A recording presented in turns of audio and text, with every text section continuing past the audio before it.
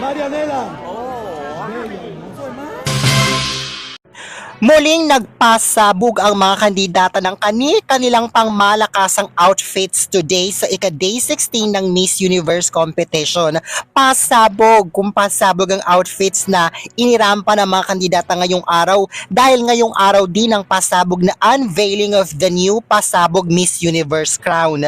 Ilan sa mga umagaw ng atensyon ay si Thailand na talaga namang paglabas nito sa hallway ng kanilang hotel ay ginulat nito ang media sa kanyang pasabog na outfit. Isang pasabog na golden Thailand-inspired traditional dress ang mumulaga sa media na nakaabang. Makikitang nagsigawan ang mga tao dahil sa sobrang ganda ng pasabog na dress niya. ในมือของเธอนั่นก็คือหงส์นะคะ ซึ่งปีนี้นำเสนอเรือสุพรรณหงส์นะคะโอปอสวยงามมาก สวยมาก สวยงามมากค่ะ Na bukod sa kulay ginto ay literal din itong kumikinang pasabog. Alam mo itong si Thailand, talagang grabe. Saludo talaga ako sa kanya kasi from day 1 hanggang today na malapit na matapos ang kompetisyon, ilang araw na lang, consistent talaga siya sa mga pasabog niya. At hindi lang yan ha, pabongga ng pabongga ang pasabog niya every single day. Ang galing at ang ganda. Bongga kung bongga. If I were to rate this is a perfect 10. 10 out of 10. Perfect. Pasabog din ang outfit ni VVV.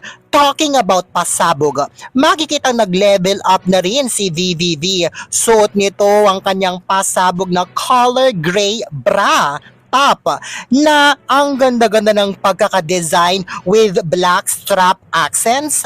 Oh my gosh, suot din ito ang kanyang pasabog na long black skirt na pinatungan niya ng kanyang white na may pagka-shiny silky blazer na talaga namang ang ganda-ganda ng combinations, as in perfect yung pagkakabalance ng black long skirt at ng kanyang white blazer sa kanyang super sexy at super pasabog at super daring na bra top na nakalabas. Bagay na bagay din ang kanyang bun hairstyle. Samahan mo pa ng smoky eyes makeup. I think so far masasabi ko na this is the best look ni VVV so far since the competition started. Styling-wise, pasabog-wise, kayang-kaya nitong tapatan ng pasabog ni Thailand.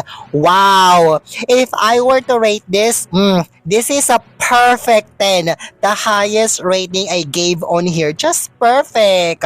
Samantala, hindi rin nagpakabog ang pambato ng Philippines na si Chelsea Manalo. Pasabog din kasi ang suot nito today. Suot naman ito ang kanyang color beige na papunta na sa color gold na dress with her silver high heels. Sa hairstyle naman, naka-curly ponytail ito. Naka-smoky eyes din ang kanyang makeup with her earrings on. Okay, here's my thoughts about her outfit today. Are you ready? Honestly, oh my God, I love this look. Ang ganda-ganda ng pagkakadesign at ng color ng dress niya, perfectly complemented with her skin.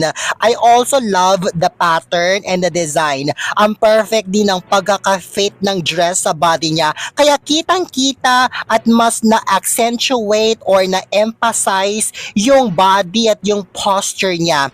It's classic and very elegant. Kahit gaano pa kapasabog ang ilabas mo, wala pa rin talagang tatalo sa mga classic at elegant design. This is just so perfect on her. Ang ganda rin ng hairstyling niya today, malinis, pulido, na nagmatch at nagblend sa dress with her silver high heels. This look, if I were to describe it, this is exquisite. Tapos may touch of earrings pa. I just love it. This is what I'm expecting from Chelsea since day 1. If I were to rate this outfit today, this is a perfect 10 for me as well. I just love how everything is well put together. I just love how the color of the dress perfectly complements with her dark skin tone. It's just so perfect on her. I love it. O diba, kaya naman pala niya makipagsabayan kina Thailand, neck to neck. Bakit ngayon lang niya nilalabas to? Malapit na matapos ang kompetisyon, ilang tulog na lang. Ayan, abangan raw mamaya ang pasabog na unveiling of the pasabog Miss Universe crown. At bukod daw dito ay magkakaroon din daw ng pasabog na evening gown fashion show ang mga kandidata. Ayan, anong masasabi mo sa outfit today ni Chelsea Manalo? Pasabog ba para sa iyo? Oh, Philippinesนี่โอ้ my god นี่นะครับแต่ละคนนะโอ้ Philippines นี่โอ้ my god นี่นะครับแต่ละคนนะโอ้